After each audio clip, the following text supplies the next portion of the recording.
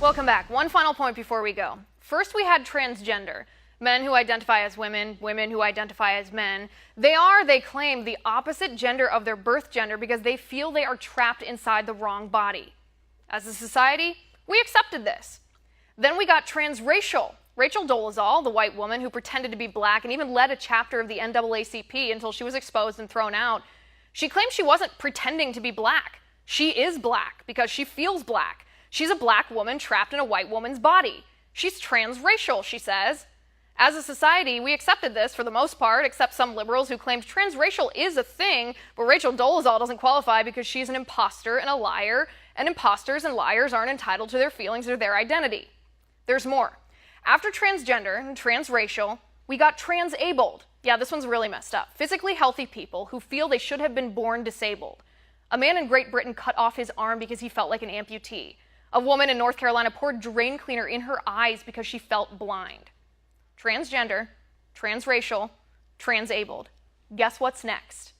A grown man posting an ad on Craigslist wanting a nanny because he identifies as a baby. You can't make this stuff up. Ridiculous? Perhaps, but who's to say anymore if that's how he feels? If a man can be a woman because he feels like one, if a white person can be a black person because she feels like one, if a healthy person can mutilate herself because she feels disabled, if a grown man can be a baby because he feels infantile, where does this end? Can a child be an adult because she feels like a grown-up? Can a teenager buy alcohol because he identifies as over 21 years of age?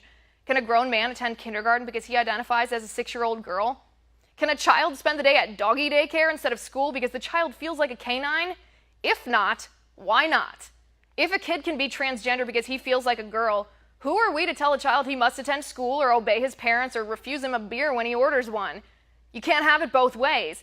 If children have a right to parents providing for them, and a man identifies as a child because he feels he is a child trapped in an adult body, and if we're playing by these twisted, disordered, ridiculous rules where illusion and emotions trump objective truth, aren't we violating his rights by refusing him the love and care and financial support every child deserves?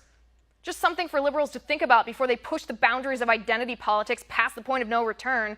When you sacrifice objectivity and reality like transgender, transracial, transabled, transspecies, transaged, you get cultural absurdity. And we promise to cover it every step of the way because it has only just begun. And that's my final point tonight.